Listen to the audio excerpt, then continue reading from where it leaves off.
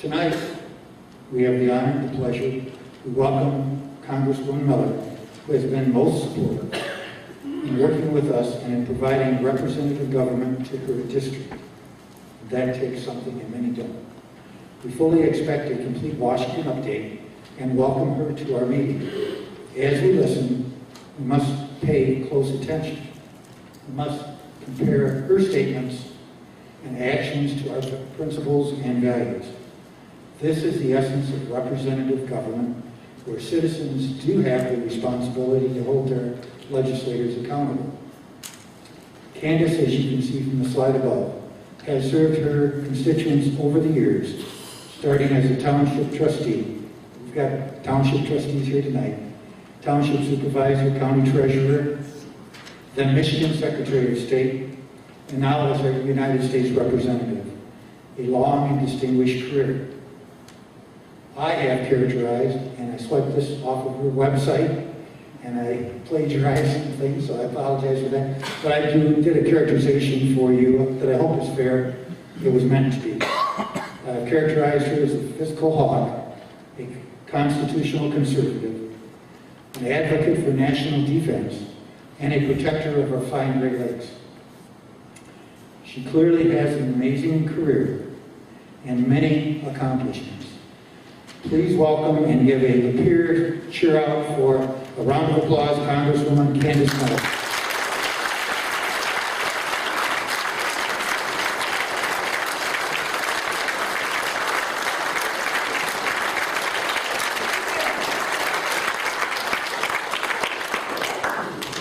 Thank you so very, very much, and I appreciate the way you characterized me, Larry. Very, very, very good, because I'm proud of all those things. Oh, you could let this slide back on there. But I can't tell you how delighted I am to be here tonight. And sort of now I'm up here, it's sort of hard to see all of you because of the way they have the lights up here. So a lot of you are sort of dark faces up there.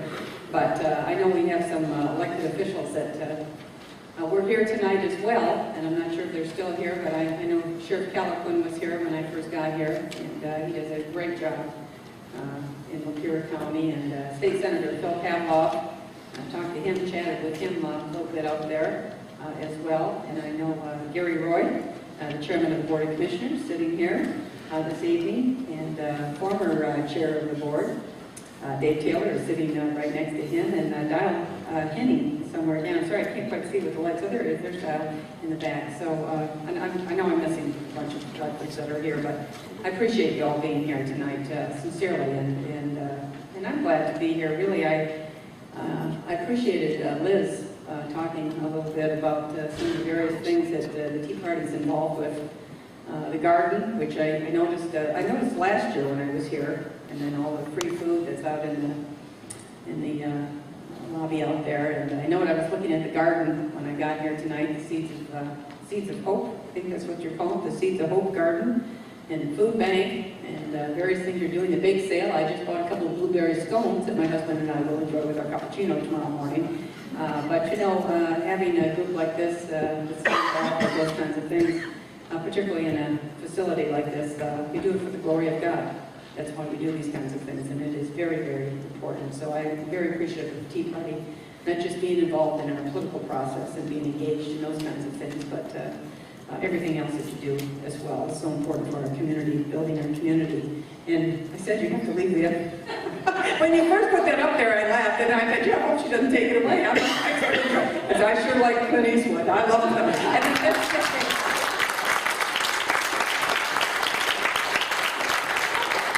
And that day when you heard all the lips going crazy, right? The media going out of their mind, you know, it was great. That was a great night, you know. So yes, that was very fun. Made my day. I did like that. But, you know, one of the things Larry said as he was talking about the Tea Party is that this is a nonpartisan group. And believe me, I do understand that. And I know you're some Republicans, and there's some Democrats here, and there's some independents here, and libertarians, or I don't know what all your party affiliations are. But I appreciate the fact that you have so many different types of folks come in and talk to you at different levels of government, right? Whether that's the federal level, or the state level, or the county level, or the school superintendents, what have you. But you're going to get a bit of a partisan speech from me tonight, so I'm just telling you with full transparency. because I am a proud Republican. That is what I am.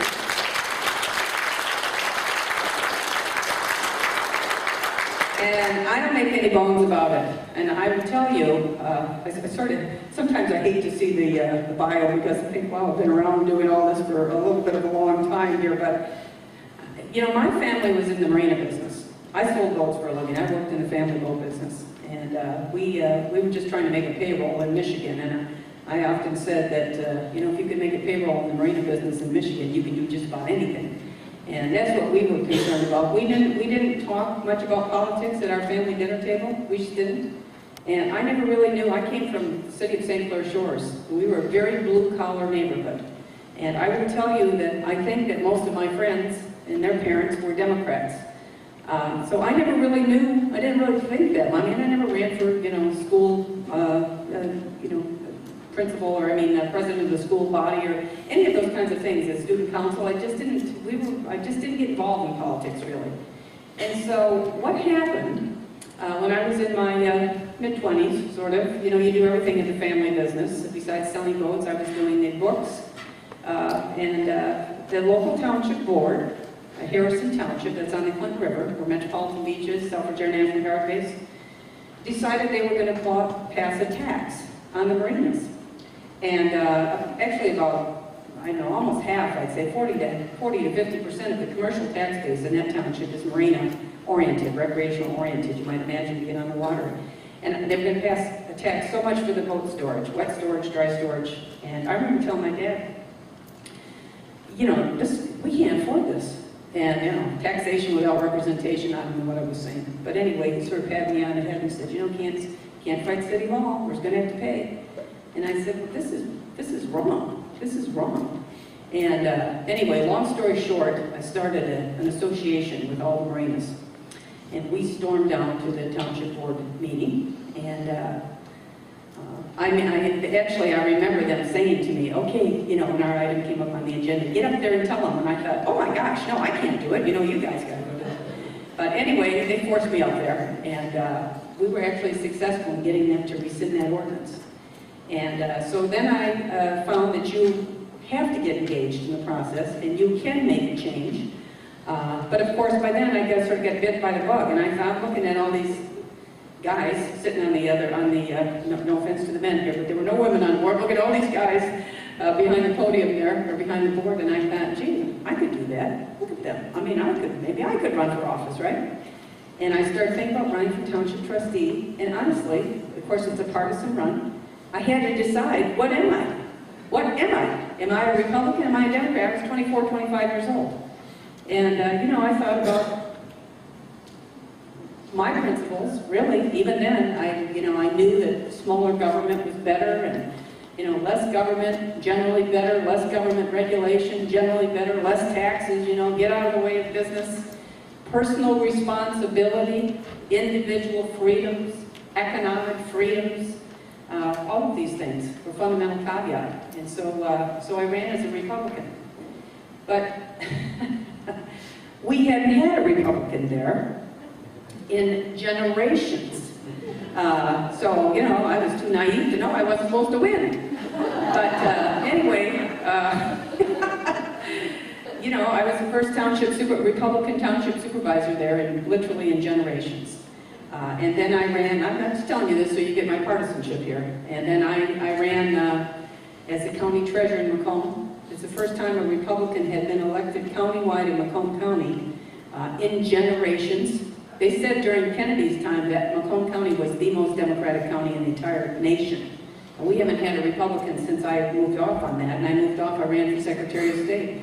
We hadn't had a Republican Secretary of State in generations. And now I have this job. And as some of you might recall, this job, actually 10 years ago, when we had redistricting, we lost a seat in Michigan, which we just did again here, unfortunately. But this was principally David Bonnier's district in Barsha, Jim Barsha.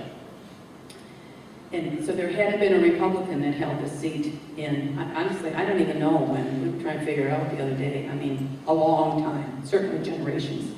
Actually, Bonnier was the whip the deputy whip. So he was on the leadership team. And when he moved off, he knew I was going to run. We looked at the polls. He looked at the polls. I mean, we have very different political philosophies. We knew each other very, very well. And, you know, I just said, Dave, I'm going to be running for this seat, so you need to think about what we're going to do here. But anyway, he was the whip. He was the whip. And if he had stayed in that seat, if a Republican had not won the seat, myself or somebody else had not won the seat, he would have been the Speaker of the House. Because if you recall, when he left, when he moved, then Pelosi took that spot in leadership. And I don't mean you think about her, but I'll tell you, Dave Viner, God love him, he's a very nice, faith-based man, but he's as liberal as she is. As liberal as she is. I mean, and he believes it. He really believes it. I believe in my ideology, he believes in his, just like she did. So this district is not a slam dunk Republican district. I sort of tell you that because, you know, you hear of some of these swing districts in that, and I think this is sort of a swing district. But I also do think, with all of the time, certainly the time that I've been in public service, understanding this area, I like to think that I understand this area and I understand the people in the district. I try to represent them to the best of my ability. I know that they're decent people. I know that they are faith-based people. I know they are people that give back to the community. I know how much they revere their elderly. I know how much they love their children and their grandchildren and want a better life for them. And I also believe deeply that the people that I represent, the vast majority of them, are absolutely appalled at the direction that the president is taking.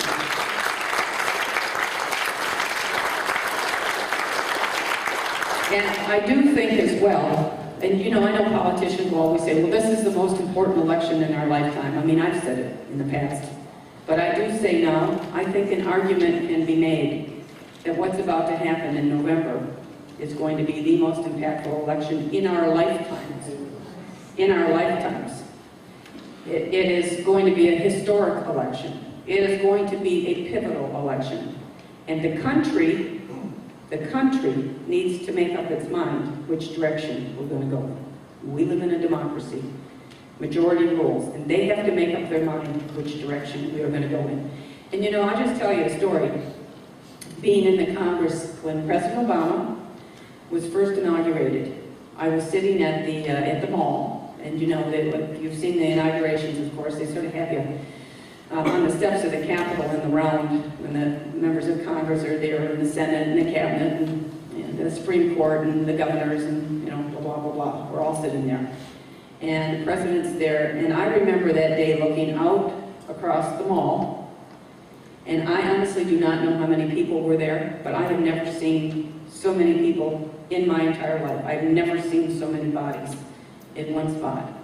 And the mood was incredibly optimistic and hopeful. You could just feel it. You could just feel it. And I remember looking out, thinking to myself, my party, now as a Republican partisan, I thought my party is not going to be in majority, perhaps for a generation again. That's what I thought then. But then you know what? A funny thing happened, because the Democratic Party had, of course, the presidency and the House and the Senate. And a funny thing happened. They began to govern. They began to govern with the ideology, not holding anything back, just doing exactly what they had always said they were going to do if they had all the levers. They started pulling those levers, and America really just started watching them, because first was the economic stimulus. You all remember that? I remember it so vividly. You know, I tell you, they first started talking about the economic stimulus. I mean, I was from Michigan, right? We were in a free-for-all economically, and I mean, you did think about it. You thought, well, geez, what should be done here, you know? But as you start thinking about that, now, I'm not to be facetious, but I've heard people say that more people think Elvis is alive than think the economic stimulus actually worked, you know? But one thing we do know for sure, painfully, it was about over $800 billion that was onto the national debt because of the economic stimulus. Then came the Obamacare, right?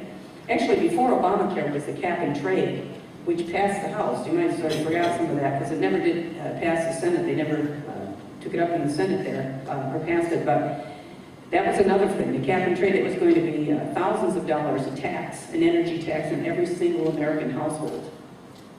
And they passed that. And then every time they would pass one of these things, Nancy Pelosi would get up in the speaker's chair, you know, and just bang that gavel, and they would all just cheer, and on our side, we were sitting there looking at this thinking, I mean, it was almost a surreal experience listening to them. And then, of course, came the Obamacare, which, you know, a huge government overreach into some of our most personal decisions that we will ever make. And of course, it was sold as being revenue neutral, and now we know the real answer to that. And so all of these things were happening then, and it just went on and on and on. And you know, you look at the deficits, and since this president has been in office, deficits of $1.5 trillion annually. Today, in fact, is officially the date that we are going to get to $16 trillion in national debt. Honestly, I deal with these numbers all the time. I cannot get my mind around these numbers. They are boggling, mind-boggling. And there we are borrowing 42 cents of every dollar that we are spending. And it just goes on and on and on. So I would also say this. I hear people everywhere that I go talk about, look, you know, we sent you there, and you know, can't you just get it done? And you know, and people are so frustrated with the Congress. And believe me, I understand the frustration. I got it. But I will also say that the Republican majority in the House is one leg of a three-legged stool. And we may be obstructionists, but I will also tell you this. I am proud to be an obstructionist to President Obama and Senator Reid and Nancy Pelosi.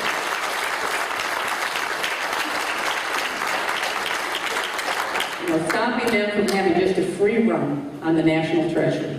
And as Larry said, the people spoke out in 2010. He took us through what had happened, and with the Tea Party, the rise of the Tea Party, and they spoke out in 2010. And can you even imagine if that wouldn't have happened? I remember Nancy Pelosi, you mentioned, she said to me at some time, I remember she had an op-ed in the USA Today saying that the Tea Party was un-American.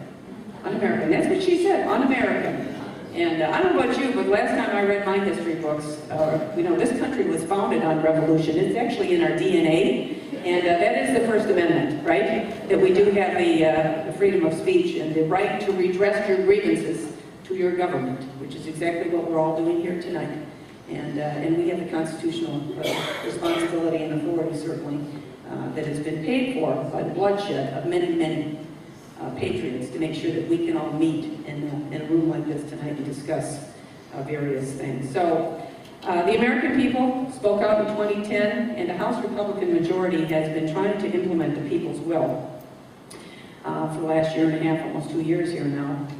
Yes, it really has flown by. But I will tell you, when we did take majority in the House, Speaker John Boehner, which I was so delighted to call him Speaker, gave me, I was very honored to be picked by him as a handful of us that put together, that we were the transition team. And so our principal responsibility was to write the rules that the House would be operating under. And we did a number of things. You don't hear a lot of these things, but these are some of the rules that we now operate under that are much different than the House has operated under in the past. For instance, anytime you introduce a bill, when I go introduce a bill, you put it in the hopper. And by the way, that's just a phrase. Sometimes they put it in the hopper, you hear that phrase. There's a little thing at the well, we call it the well, where the speaker is at. There's a little thing about the size of this table, just a little bag that sits there, and it's called the hopper. And so you put it in the hopper. But anyway, when you introduce a piece of legislation, you put it in the hopper, you have to now have the constitutional site on that piece of legislation. How about that?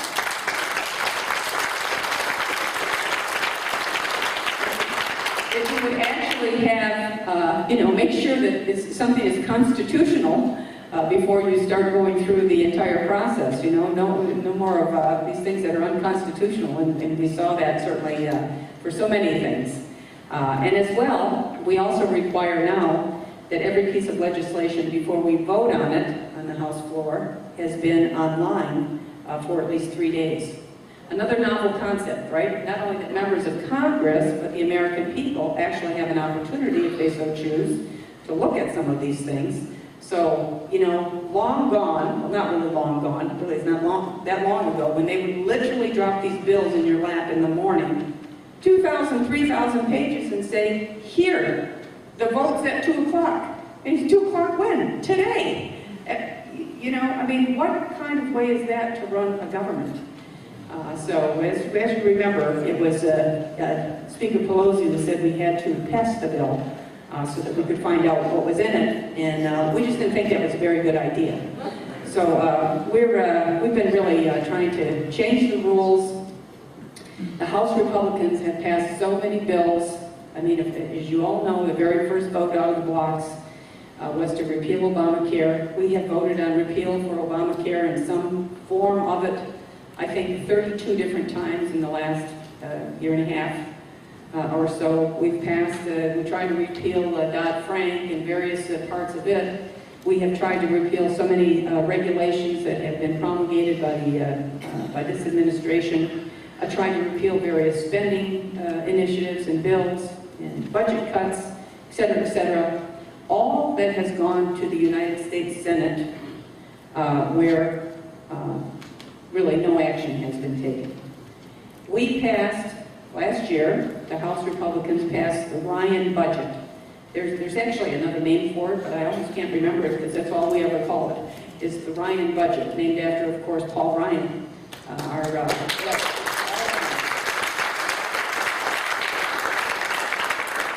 Paul Ryan. And we passed the Ryan budget last year. We passed it again this year. Both times we've sent it over to the United States Senate, and the Senate has not taken up that budget. I mean, we knew they were never going to pass it, obviously, but they didn't take it up. They haven't debated it. They haven't amended it. They haven't advanced their own budget. Nothing has happened. And as you've heard many times, I'm sure, the United States Senate has now gone over 3 years without a budget. Think about not having a budget on the Board of Commissioners in Lapeer County for 3 years. I mean, how do you have a spending blueprint, right, of your vision of what you're doing? No budget. And I would remind you all that the junior senator from Michigan, Debbie Stabenow, sits on the budget committee. So the next time you run into Senator Stabenow, you might want to ask her why they're not passing a budget. And if you don't like her answer, I would invite you to join with me and others to vote for Pete Hoekstra and send a Michigan message to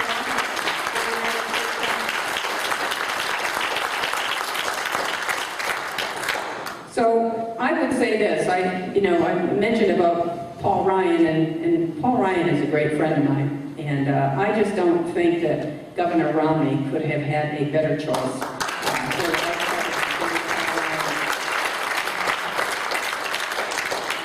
There really is nobody on Capitol Hill, in the country, I would say, really, I say this sincerely, in the country, either Democrat, Republican, what have you, that understands the nuances of the budget better than Paul Ryan. I mean, he marinates in it, you know? And he can explain it in a way that won't totally frighten you, but you understand the seriousness of the budget crisis, the fiscal crisis that is facing this nation. And so I just think there's just a tremendous team, and I think because of that, the president is now going to be forced into a debate on a lot of issues that he might not have wanted to talk about. And you know, I remember, as I mentioned, I sort of came of age politically during Ronald Reagan's time. In Macomb County, actually, when you hear that term, Reagan Democrats, that term actually had its genesis in the political nomenclature in neighborhoods like the one that I came out of, where all these blue-collar Democrats that then voted for Ronald Reagan. But you know what? If you remember the Reagan time, it was a movement, right? Here in Lapeer, everywhere, it was sort of like a movement.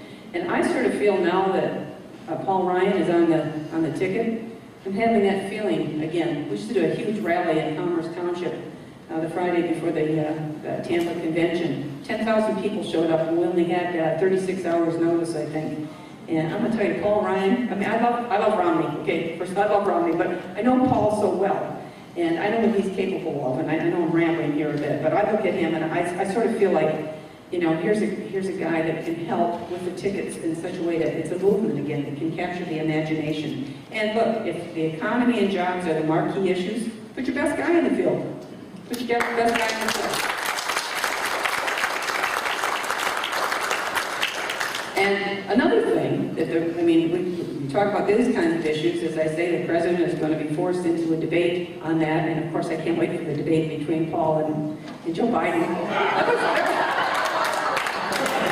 thought that was another one of Clint Eastwood's best line when he said, Joe Biden, I'm trying to remember what he said, that's just a grin with a body behind it. Yeah, that's close to that.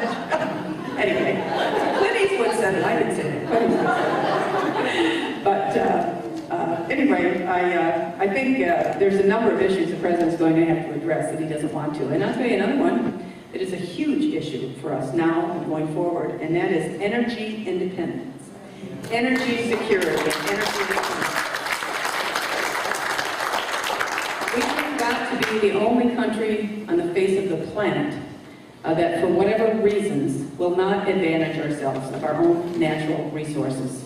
We should be drilling in the Anwar. The people of Alaska want us to do it. We need to be doing it. We should be out with the shale, the oil shale in the western states. They want us to be doing that. We should be doing it.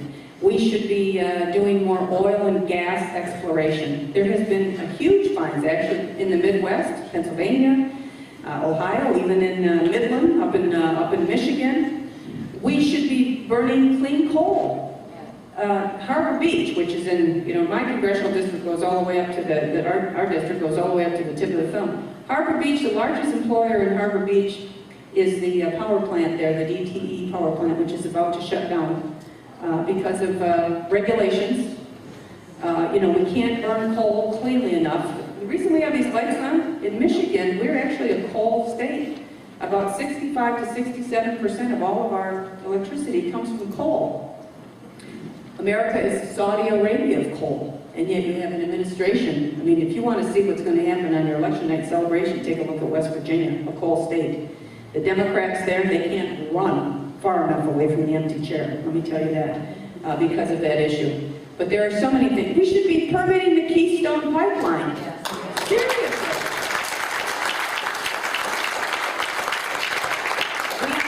Republicans have passed that so many times. We've tried to push it into various pieces of legislation, and certainly we should be much more willing to be purchasing energy from our neighbors and our friends, the Canadian and Hugo Chavez, for goodness sakes.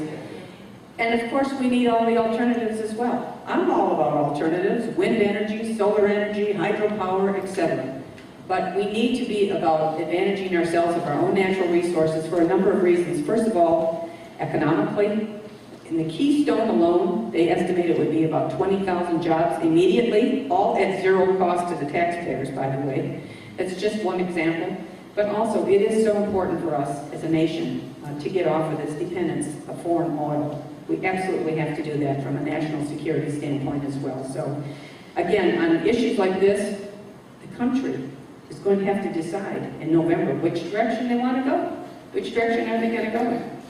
If you think about some of the regulations that this administration has passed, they passed actually 1,000 new regulations each and every year.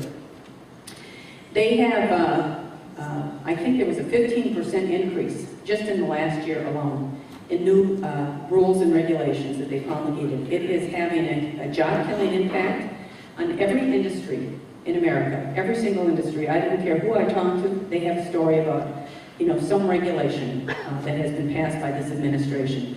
These are things, again, that the House Republicans have tried over and over and over again to roll back, to repeal. We just can't get anything through the Senate. Again, the nation is going to have to decide which way they think they want to go with some of that. And I would also say this: with all of the issues facing America, and there are so many challenges facing our nation, the absolute first and foremost responsibility of the federal government is to provide for the common defense. That is in the Constitution. That's in the preamble of our Constitution. And I always remind myself of that. And I mention that because I think it is important to think about, as I mentioned, about energy independence, energy security. I sit on the Homeland Security Committee. That really is my principal committee assignment.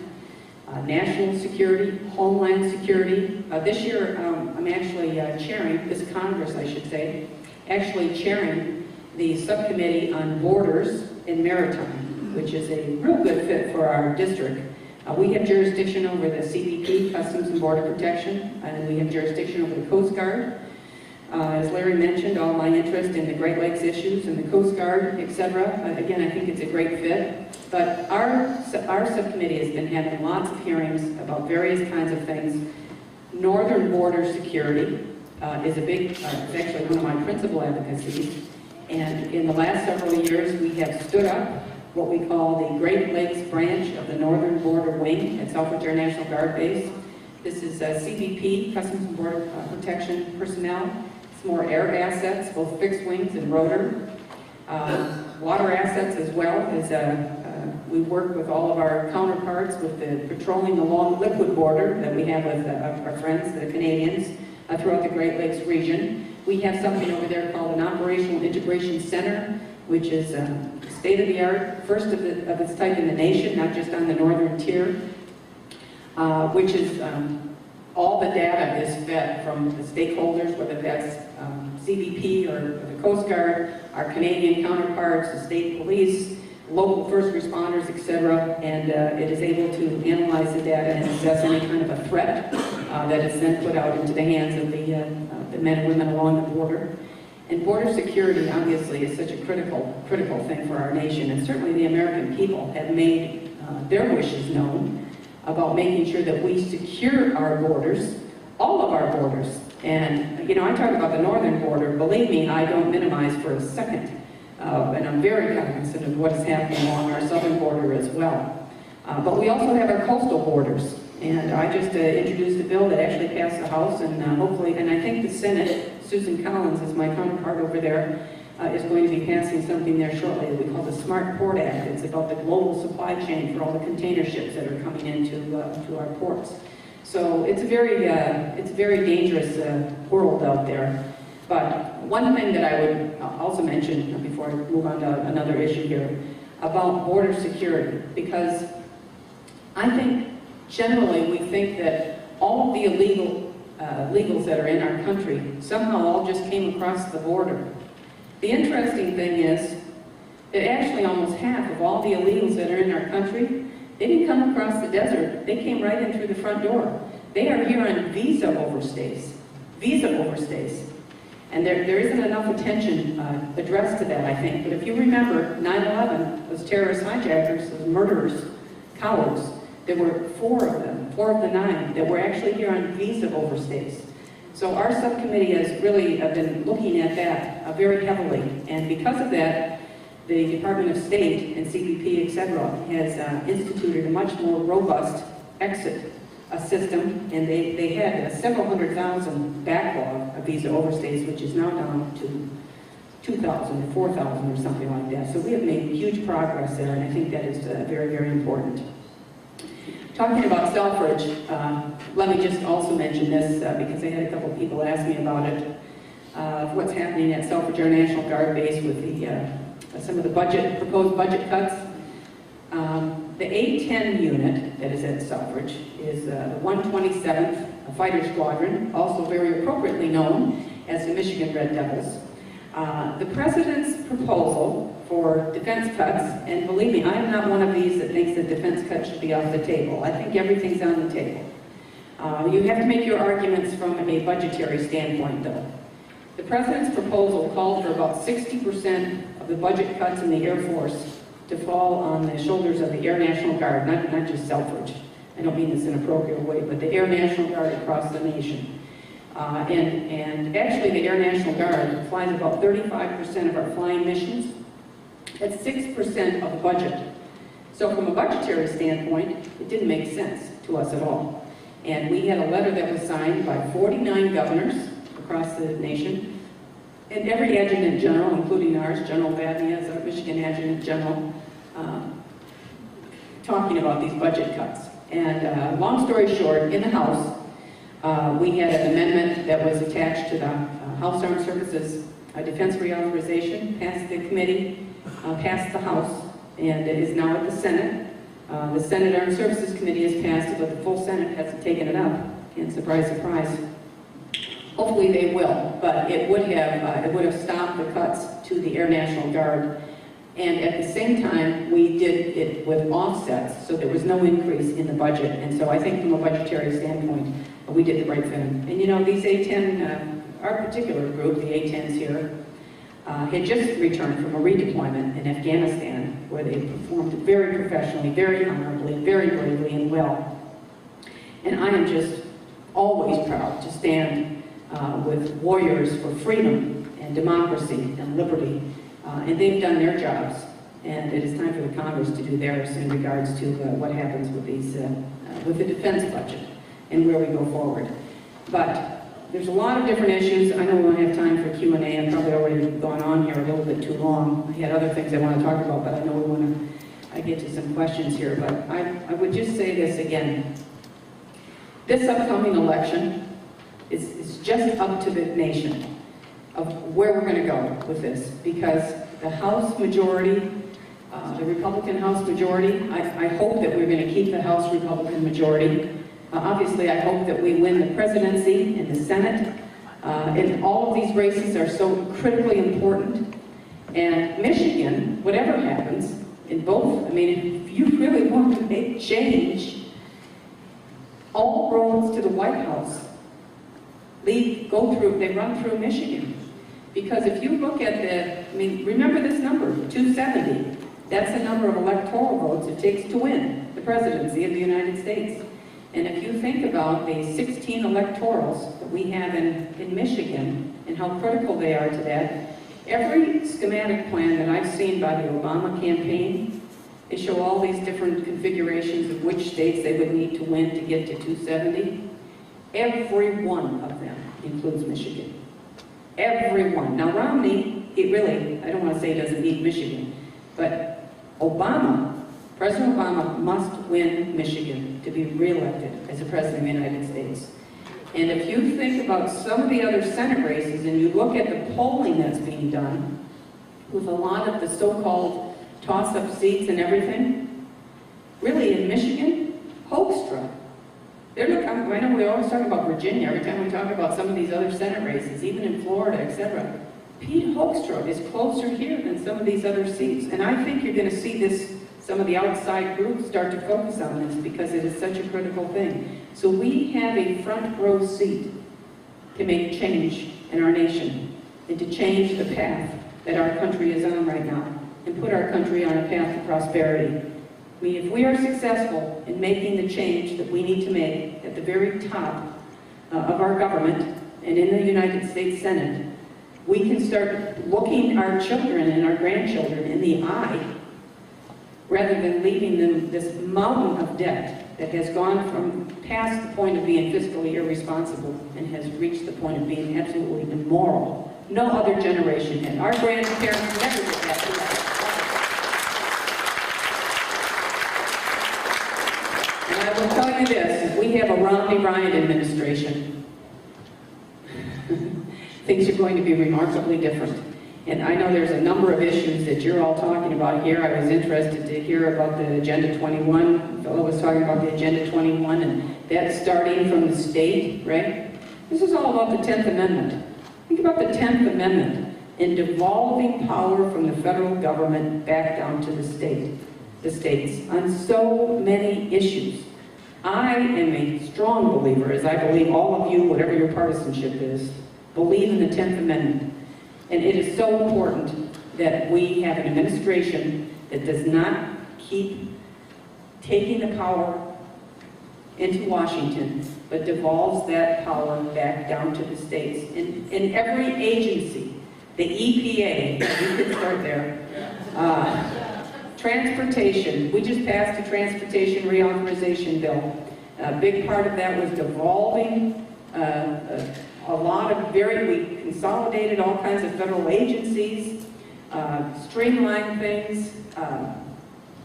But an impetus, a main impetus of that was devolving power back to the states and letting them make their own decisions. And that was just a little bit. We would have liked to have gone further, but we had to get the Senate to agree to that. They finally did. But if we had the ability to have a people's mandate on so many of these things, it certainly would change the path that this nation is on, and I think put us on the path to prosperity, economic opportunity, economic freedom, a reverence for our Constitution, all of these things that we all believe in. And so I just appreciate having the opportunity to come here tonight and talk to you about some of the immediacy of some of these issues. But in the immediacy, this election is right here. It's at our front door. It's coming very quickly. So if you're like-minded, coming to meetings like this is important. But I'm going to tell you what, for the next 60 days, talk to your friends, talk to your neighbors, talk to people in your churches, put up the yard signs, call the local victory centers, make the phone calls, do the lit drops, the door knockings, a couple of hours here, there, you'd be amazed at the impact it's going to make, particularly in a very close election, which I think this is going to be a very, very tight election. So I just appreciate the opportunity to be here, and I will also tell you how much I sincerely appreciate being your member of Congress. I know that you all take your job seriously, and I take this job very seriously. And I know we can't agree on every single issue. That's impossible, right? But I certainly try to do, to the best of my ability, to represent the majority of the people in my congressional district. I try to get out and talk to them. I like to have a lot of interaction. One thing I will say about this group, you have a lot of opinions. But I hear from so many of you from emails and letters and phone calls, and that's good. Because guess what? The kinds of votes that we are taking, the kind of challenges that we're having, you don't want to do it in a vacuum. That's what representative government is all about. So I just really sincerely appreciate the ability to represent you in Congress. As I say, I take it seriously. I appreciate it. And I just look forward to continuing to represent you to the very best of my ability as we go forward together in this wonderful, wonderful, blessed land called America. Thank you all so very, very much.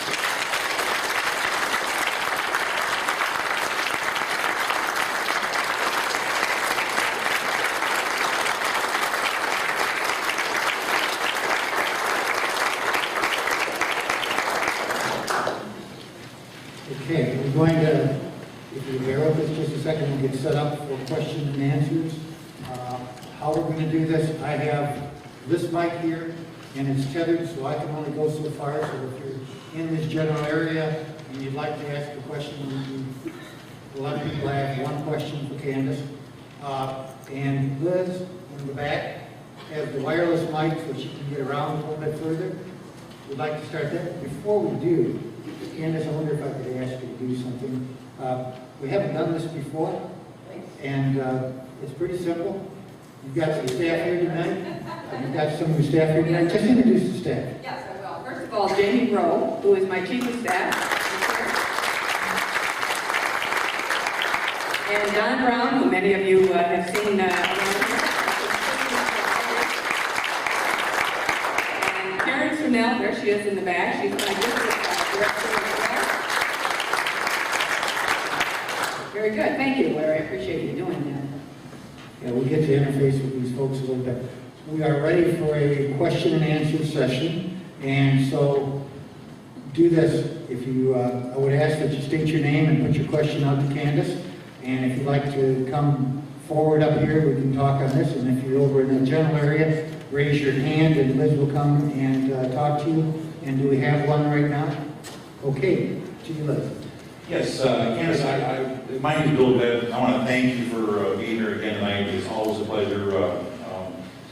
Everybody here around the state, who gets back to who and who does a good job, even though that if we don't necessarily agree with you, you always respond to us. You and your staff are very helpful on a lot of this stuff, so we do appreciate that. But I will tell you that one thing, it was a concern. We went to, there was myself and Terry were in D.C. about a month ago, and I was there in 2010 for on an 8th grade trip with my daughter. and it was pretty neat, you know. But I'll tell you, this time when we went, it was a different feeling. And the only feeling that I had was just obscene. The building, it was obscene. And by that I mean the building that's going on. We were staying at the Hilton, Washington Hilton. We went across to the Capitol, about a 3-mile drive. Took an hour to get there because of all the construction that's going on. Massive building projects, big cranes working on this. And the thought that went through my mind was, this is being built on the hopes and dreams of my children and grandchildren. And my question to you is, this is going to have to stop. Is there the political will? And I know you can't speak for everybody, but what is your sense on the political will? There is going to have to be some harsh realities, whether it's President Obama, whether it's President Romney, whoever takes that job, we are going to have to make some decisions. Do you think that the wherewithal is there to make the hard choices that we're going to have to make? I don't know. I wish I knew the answer to that question. We're going to know it better after Election Day. Really. I'll tell you, I mentioned about Paul Ryan. Now, I voted for that budget each time. You cannot believe the things that people say to me because I voted for that. I mean, if you recall, I told you the Senate never took it up. Well, the only thing we saw was these commercials of a guy that looked like Paul Ryan pushing grandma over the cliff. Okay? So, that's why, I mean, people that have voted for that, we've been getting hammered on that. But I'm going to tell you what, we have to make the difficult political choices. But it has to be a partnership. You have to have the House, the Senate, and the President sign it into law. And the American people, they spoke certainly in 2010. They spoke in 2010. They need to speak again in 2012 here. As I say, this is the most impactful election. I think on a number of things, I feel, certainly the district that I represent, I feel like by voting, I'd use that as an example, okay? Voting for the Ryan budget, I think the majority of the people in my district agree with that. But, I wish I could show you some of the emails and the letters that I get from those that don't. And they live here too, and I am their representative. And, you have to weigh all of these various things. It is a form of government. So I'm hopeful. I think that, that's why I say, I know I keep going on about Ryan, but he can explain things to folks about how serious this fiscal, you hear this term, the fiscal cliff that we're about to head over, how serious it is, what it could mean to us, what it could mean to the country and to the planet, really, because we are such a huge player, the footprint that we have economically in the globe, but how important it is for us to get our fiscal house in order. Even the Ryan budget doesn't balance for quite a few years going out. I'm going to tell you one other thing. This is another thing. I think if we were successful in getting the presidency and the Senate, another vote that you would see. Now, we actually just had this vote, and that is for a balanced budget amendment. And when you talk about $16 trillion or whatever numbers you mean, really, the way I think that federal government lives within its means is to actually have a balanced budget amendment. And we did have a vote on that.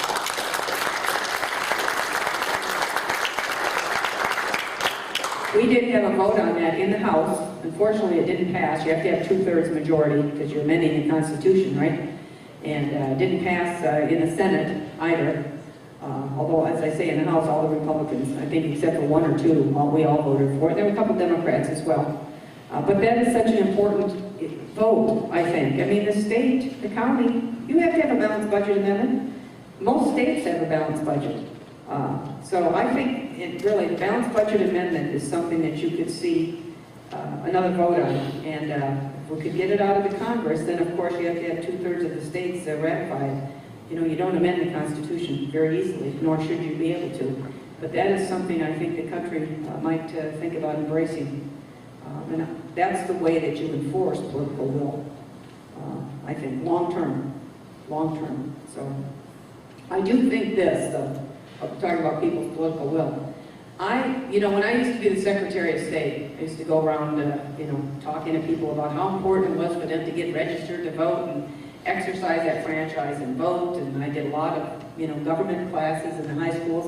Now I do it by Skype. I can't believe I call it Congress in the classroom where I go, because I'm always in Washington, it seems like, and I like to talk to the government classes, so I think they like it better electronically anyway. But anyway, I'm always telling them how important it is to register to vote and get engaged and everything. And we always lamented the fact that even though Michigan had a higher percentage of those who are eligible to registered than almost any other state in the nation. We had the motor voter started really here in Michigan, and we were always in the 90 percentile of registered here. But we didn't really do much better as far as how many people actually voted. We were always sort of the national average. But I tell you, so we lamented always about people who were not engaged. We're not having that conversation anymore. People are engaged. People are engaged now, and that is a good thing. That is a good thing. Yes? Okay, I have a gentleman here with a question. Please state your name and your question.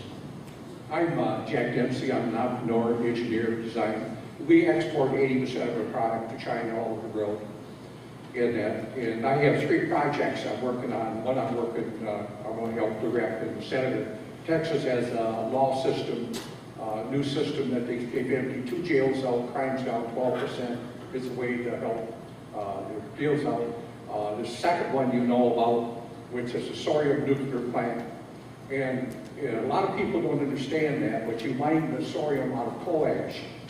$100,000 a ton is one pound equals 1,750 tons of coal. We can power Flint between $300 and $500 a day and build a reactor for less, and it has a 300-year life. There is nothing that can compete with it. And we send all the technology to China and Russia. But we export. And when we export, we used to pay China 108% across the board. And from what I gather now, it's 22.5%. They come here for 2.5%. But we found out that they even export American-made pumps into Canada, with American labels coming across in there. So our units, to get into China, we ship unlabeled units to Australia to a manufacturer. And then they go across the border in there. Germany has a 19% subsidy that they don't have to pay when they come here. On the average, we are 20% differential on our taxes, on their deals that they have come over here on. And so what we're looking at is I'm not talking about having trade barriers. What we're talking about is they come in, Taiwan come after us, we put them out of business a year and a half later. China come after us, we put them out in 6 months. Then our tubing company had to come into the shop. We don't let nobody in the shop, no pictures, no photographs. Somehow they got the information back to China. They started dumping in Israel and that on us, but since then we found out that they can't make the quality, and they went back to us. So they admitted on TV in 2008, the China TV, that they were subsidizing textiles United by 18% in 2008. Now, what I call free trade, this isn't free trade. What I want is fair trade. And I don't want trade barriers. And you still have a page like this. We need to get to the question. Okay, the question is why don't we have a 2.5%, if they come here for 2.5%, we give them 2.5%. If Germany charges this much, then why don't we put equal trade back on them? Exactly. This is what I call fair trade. And instead of having a pile of paperwork like this, and with all the stealing and stuff going on, why don't we just have it just a separate... Well, I would say this. I'd say this. First of all, I appreciate your comment about fair trade. Free trade has to be fair trade, right? I'm going to trade with you, you're going to trade with me. I'm not going to trade with Mexico, but then that means that we're going to take a plant, ship it down to Mexico, and that's how it all goes. No, it has to be reciprocity in all free trade agreements. You said that they shipped some things to China. Let me just tell you, China just cheats. They just outright cheat. And you know what they do, actually? They actually now are getting better at cheating. They are using their military and their intelligence services to do intellectual property theft of tooling. You said you don't have any cameras in there? I mean, I'm telling you, they use their intel now to get all the pictures that they need of intellectual property that we have, and they use it there in China, and it comes back, it competes with us in the United States, a company like yours. So we absolutely have to have a more level playing field. I'm not sure that if a vote came to the Congress today for most favored nation trading, that vote happened before I was in the Congress for China. You know, I think you got to look at that. On the same time, we can't be complete isolationists, right, either. I mean, we have to be able to trade. But we do have to make sure that we enforce our trade agreements. And they're not always enforced well. And I'll tell you what, Bush didn't enforce them all very well. I didn't think a lot of them. And Obama's not enforcing them very well either. That's one of the issues in this campaign. You hear, I mean, that really is up to the administrations to enforce these trade agreements. What the Congress has to do is to vote for them. And I'll just give you a couple of examples, recent examples. I mean, I voted for some trade agreements. We call them FTAs, free trade agreements. I have voted for some in the time that I've been there, and I've also voted no on some. I voted no against the Vietnamese FTA. I don't know how you trade with the people that's not free, in my mind. I voted yes on the South Korea free trade agreement recently, after saying for 6 years that I would never vote for the South Korea free trade agreement because of the autos. Now, there might be some farmers in the room. If you're a beef farmer, you were very upset with me because the beef farmers wanted the South Korea free trade agreement. But the auto industries didn't want it, and I'll give you an example. A couple of years ago, the numbers were last year, but a couple of years ago, there were over 700,000 units that came into the United States from South Korea. 4,000 went back the other way. Now, I'm no math expert, but that is not very fair. It might be free, it's not fair. But we got the South Koreans to agree to lower their tariffs, to make it fair.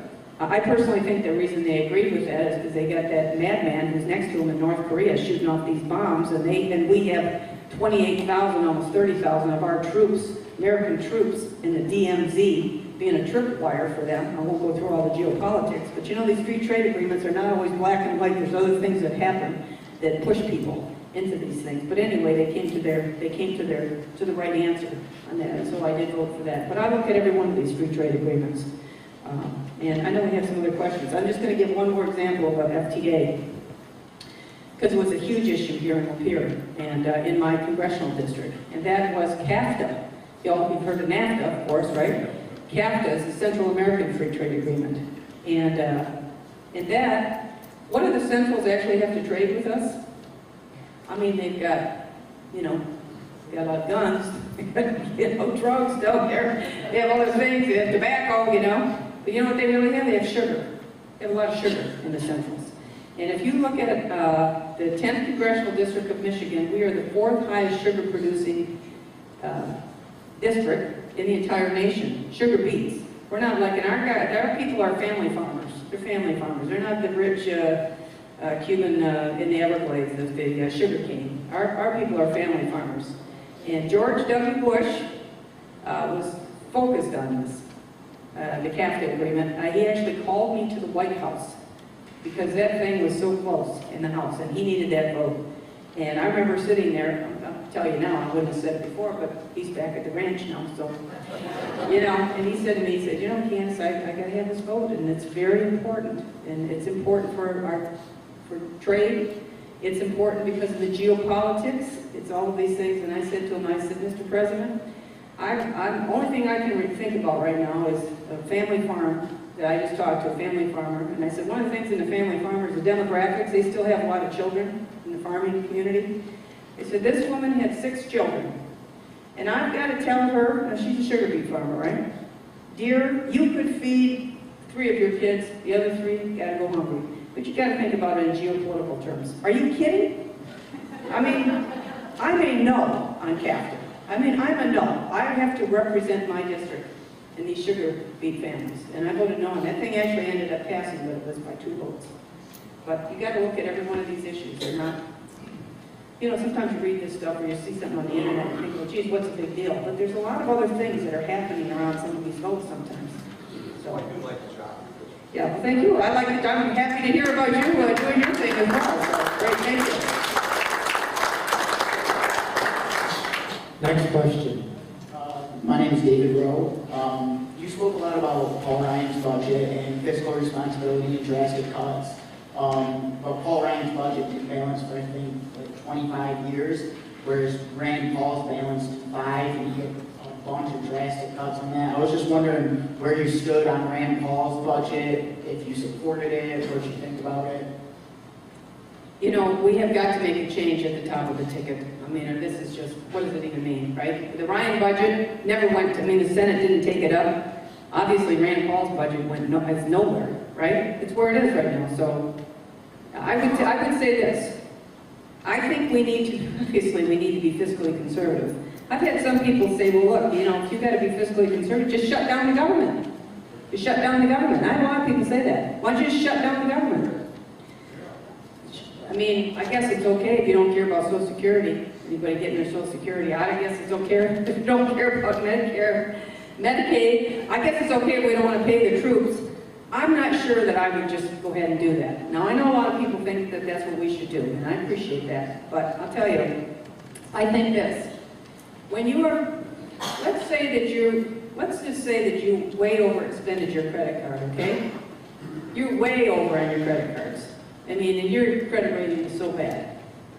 And then all of a sudden you think, you know what? I can't keep spending like this. I am going to be fiscally conservative, which means I'm not going to pay my credit card off. I'm just going to stop. I'll stop spending, and I ain't going to pay. Well, you know, we have obligations in the country. Now, I will say one thing, you got to pay your obligations. But the other thing you need to do, you got to cut up the credit card.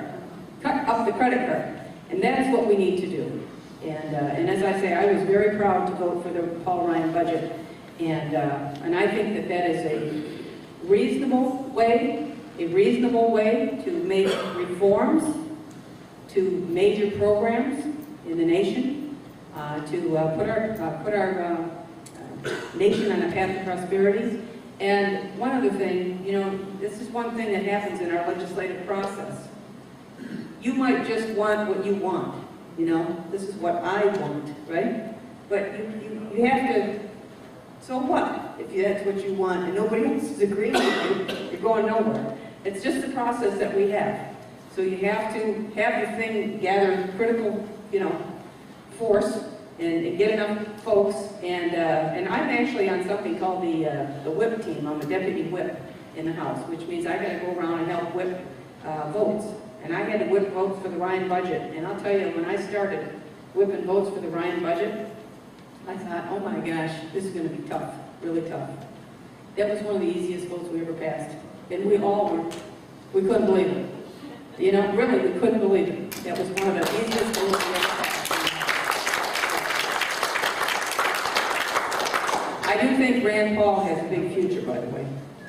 I mean, it'll be very interesting, and now I'm just talking politics. It's very, you know, very interesting to watch him in the Senate, and watch him how he handled himself in Tampa, and then where it all goes. We have, I'll tell you one thing, I think in the Republican Party, we have a very deep bench, a very deep bench.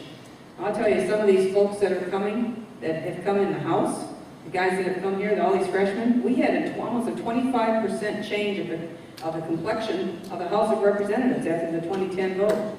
And I'm going to tell you, if you had Alan West standing here, that guy,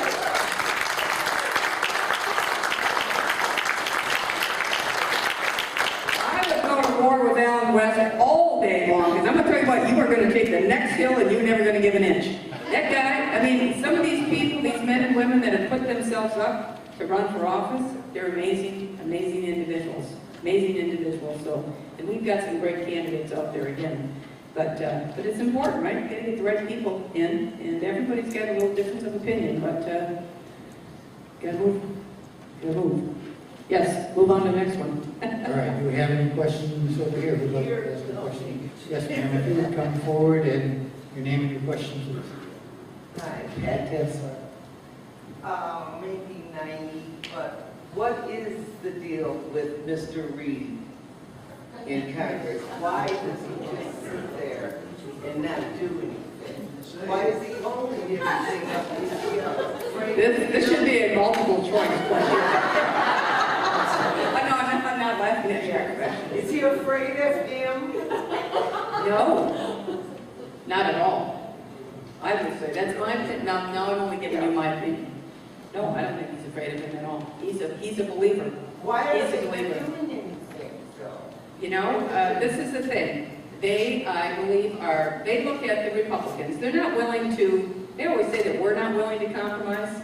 They're really not willing to compromise, I think, in my mind.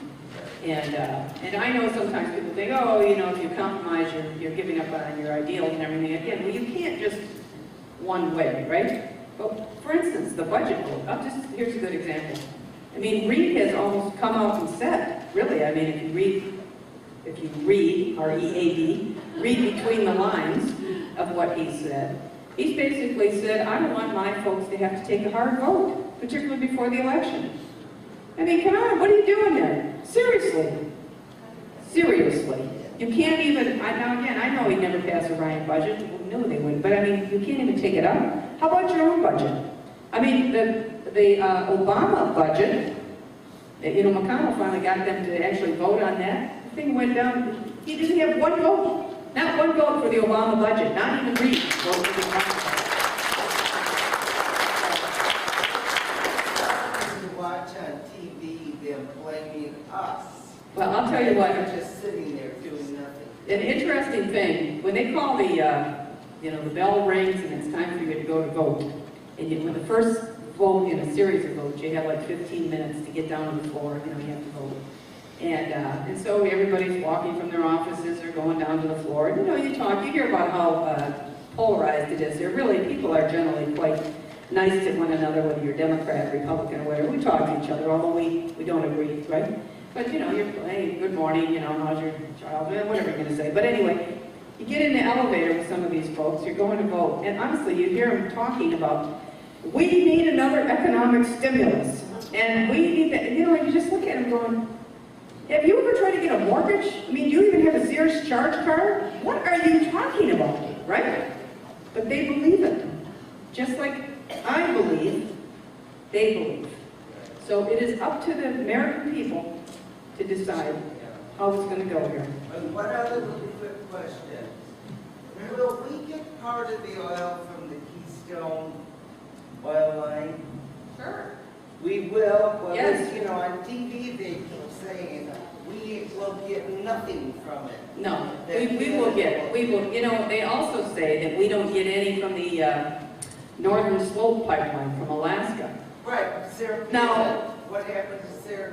Because that apparently did happen many, many years ago.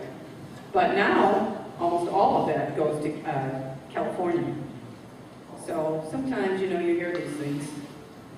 Thank you. Yes, yes. All right, we got two questions back here. Real quick. Dan Sell. We always hear of Congress can repeal the Obamacare. My direction is towards King Obama's executive orders. The latest ones are his energy ones that he put in ridiculous standards on automobiles. The other one goes back to when he put up where he could take over all farms, all water. If you have more than 3 days food in your house, he can walk into your house and confiscate it. That's a direct attack to people that are Mormons, which is a tenet of their religion, is to have a year's supply of food for every member of their family. I'm not a Mormon, but I tend to have a year's supply of food for my family, and I have for many years. I look at, if he takes over water, we fought for years, you should know this, Western states wanting to put, what, 2 8-foot pipes from Lake Michigan to the Western states for water. King Obama puts this into effect. He could put in these pipelines, whether we like it or not. What can be done? You always hear that Congress can overwrite the previous Congress laws. What about executive orders? What does it take? Does it president that has to undo them, or can Congress undo them? Well, first of all, let me just talk about the diversion from the Great Lakes, and then I'll talk about the executive orders, because I'm such a big advocate for the Great Lakes. Actually, you know, one thing about the Great Lakes, that's about 20% of the fresh water drinking supply of the entire planet. There's a lot more water actually under the polar ice caps, but it's not drinkable. So, you know, a fifth is what we have literally out our front door here. And when you look at the very hot, dry, thirsty Southwest, looking very desirously toward our Great Lakes, we worked very hard to push something which has now passed called the Great Lakes Compact, which is the 8 Great Lakes states. You can't have a diversion from the Great Lakes without the compact. So the members of the compact are voting for that. Would that override that though? If he can No. act like No, he just can't, you can't do an executive order over a state compact like that. I do not believe, I guess you could take it to the Supreme Court. In my opinion, I don't think an executive order could do that. In regards to the executive orders, the rules really, I mentioned a little bit when I was talking about the rules and regulations. We have never had this many rules and regulations by any administration until now. He has literally, I mean, we've never seen anything like it. And I started talking to people that would come to see me in Washington from the various industries within the first several months of his administration. I said, you got to keep an eye on this guy because you can see where he's going. Because he knows that the House Republicans would never, obstructionists that we are, would never agree to some of these things. So he's done an end run around the legislative process by promulgating these rules. And when they become a rule, they're like a law. And the only way you can get over it, change it, is to repeal them from the Congress. The Congress does have the authority to do that. I wish I had a list in front of me right now for every one of these rules and regulations the House Republicans have repealed during this Congress. One after the next, after the next, after the next, and the Senate has not taken these things up. I'm just telling you. I'll give you some examples. Actually, a couple of them we were successful on because we made so much noise. How about the one where, here's one. The EPA, we got maybe some dairy farmers here. The EPA had decided if you were a dairy farmer that you had to have a oil spill prevention plan. The same as if you were in the oil or gas business. So if you're transiting your milk and you spill your milk, they thought that was the same kind of contaminant as oil and gas. I'm not kidding. I'm not kidding you. So I introduced a bill.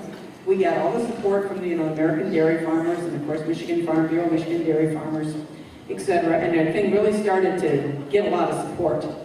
So much so that the EPA decided to rescind the rule. So that, that was a win. But here's the rest of the story. I'm sitting on the floor of the House when this year, President Obama was giving the State of the Union address. And he starts talking about how they got some crazy regulations. And here's one. He uses this milk thing as an example and then said, but I repealed it because that's a ridiculous rule and regulation. Boehner was sitting up and he looked at me like this. We're looking back and forth at each other. And I thought, you were the one that did this to begin with. We were the ones that pushed you into stopping it, but he took full credit for it. But anyway, there's so many examples of this. One other quick example. Because this was a success story, and we haven't had a lot of success stories. Most of these things have passed. I mentioned I was in the marina business. I'm a lifetime boater. I know the shipping guys, well. And the EPA was passing a rule that was really about emissions. They were trying to get the freighters, the coastal freighters. And then at the very last minute, we were never even involved in it. At the very last minute, they decided they're going to net in all the Great Lakes shippers, which would have meant the Great Lakes shippers would have had to retrofit over half of the fleet because of the type of fuel that they burn in order to comply with this emission standard that the EPA had, which would have dry docked about half the fleet. And, I remember talking to this young kid at the EPA saying, do you ever think about the economic impact of some of these things? I mean, we are already on our knees economically in Michigan, and now you're going to do this to our shipping industry? Anyway, I won't go through all the details of that. heated meeting, but they came to the right answer there, and they did exempt the Great Lakes shippers. But I'm just giving you an example of that. Some of this stuff is, it's, you know, that guy says, no, we don't think about the economics of it, because you know what? We don't have to. Okay? That's the mindset of this administration.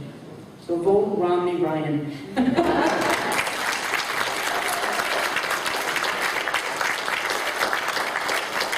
All right, we have another question here.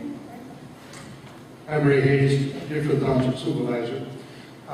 Being an advocate of the Great Lakes, I'm sure you're aware of the pollution from farm waste, the runoff, etc. Down in Macomb County, in Crook Creek Dairy, I don't know if you're aware of it or not. I know Don Brown is. Don's been there. Kevin Daly's been there. And they all agree with handling the lagoon waste, the barnyard waste, aerobically instead of anaerobic.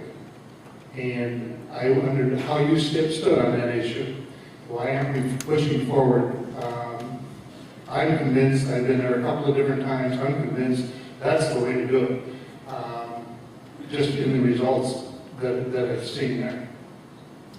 I would say this. One of the things that I actually did, now, first of all, this is, again, you look at the regulatory process. The best thing, I think, to have farmers do what they do best, and I'll tell you, talking about the environment, there's no better environmentalist than the farmers, as far as I'm concerned. They're really the stewards of the land, right? And I think it's important that you don't regulate them, mandate them into various things, but that you try to do it from a voluntary standpoint. Now, one of the things that has happened in Michigan is something called the MEAT. Actually, that was the first bill that Governor Snyder signed. It was introduced by Kevin Daly, our state House member here from Lapeer, who's also the chair of the House Agricultural Committee. And that it was best practices for all kinds of filtering systems, various kinds of things that filtered the runoff, agricultural runoff, before it got into the water system. And I'm not an expert on all the details of everything that they have done, but it worked very well. We have over 1,000 farms now in Michigan that are MEAT certified. I'm not sure if Crook Dairy is where they are, if they're even trying to get into that, but I mean, since that works so well in Michigan, I've actually introduced a piece of legislation very similar to that for the Great Lakes states, not just you know, manure and some of these other kinds of things, but also phosphorus. If you look at Ohio, for instance, and what's happening with Lake Erie, with the amount of phosphorus that runs off, and many people say it comes from agricultural overutilization of phosphorus types of things. Anyway, we've introduced this piece of legislation that is really modeled after what happened with the MEAT program here in Michigan. Best practices, it's voluntary, it's not a regulatory kind of thing, but you incent. You know, we looked at the budget and tried to take some money from some of the conservation programs to sort of incent farmers to do this without increasing the budget, and we're hoping to get that into the Farm Bill. I don't know if that's answering your question. Probably not. I'm not sure exactly between the difference of what you told me in Crook's Dairy. I wish I knew more about it, but... Well, Don Brown's aware of it, so... Okay, well that's good. That's why you have competent staff, right? For something like that. Huh? You're on it? All right, very good. All right, one more question, huh? Harbor Beach, and Pardon me? I'm from Harbor Beach. I have a place out there, and I've had water put in for the last 5 years. And I'm on the waterfront of Harbor Beach. We've got a water treatment place in Harbor Beach, and we're coming all the way from Harbor Beach to Forestville. And I think my pipe is, everybody's got more or less water treatment there now.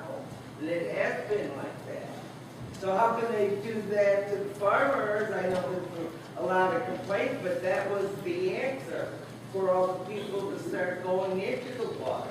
I think that's what we're going to have to start doing with the pipe from the lake here to Flint. A lot of poison going into that lake. Yes, there are. Certainly are.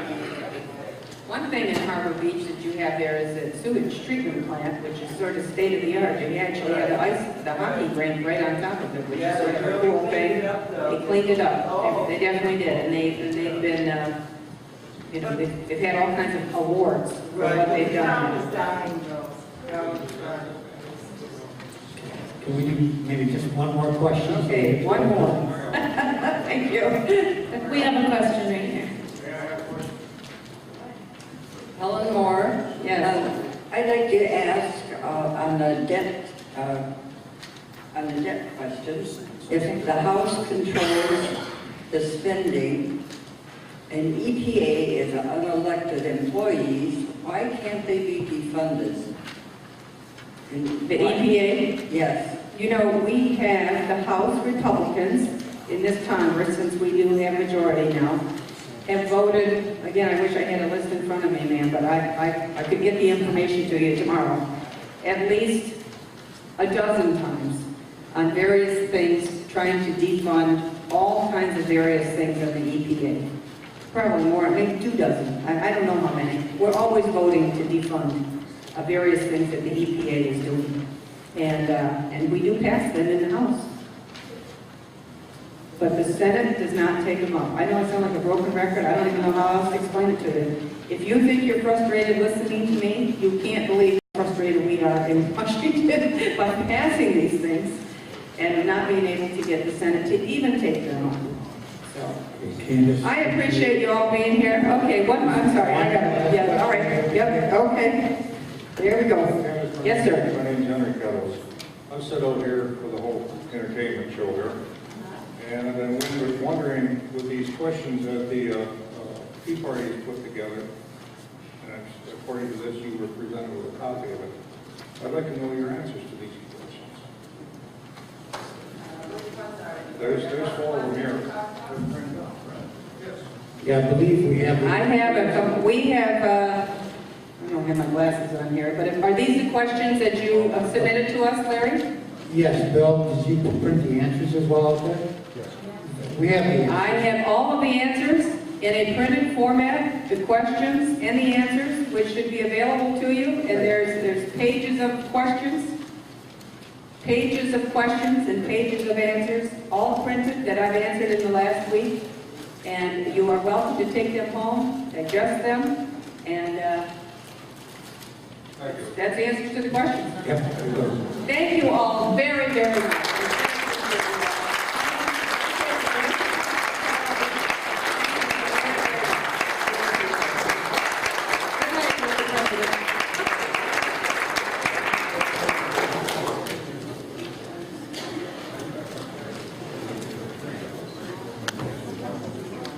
Will you join me for a word of prayer as we close this evening? Thank you, Candice. That was wonderful to hear and all of this information. We appreciate your praying. All right. This was a prayer given by Reverend Daniel P. Coughlin, opening Congress on February 18th of 2011. Lord God, creator of storm winds and innocent children, in you and through you all is held together. Lead us with your penetrating wisdom.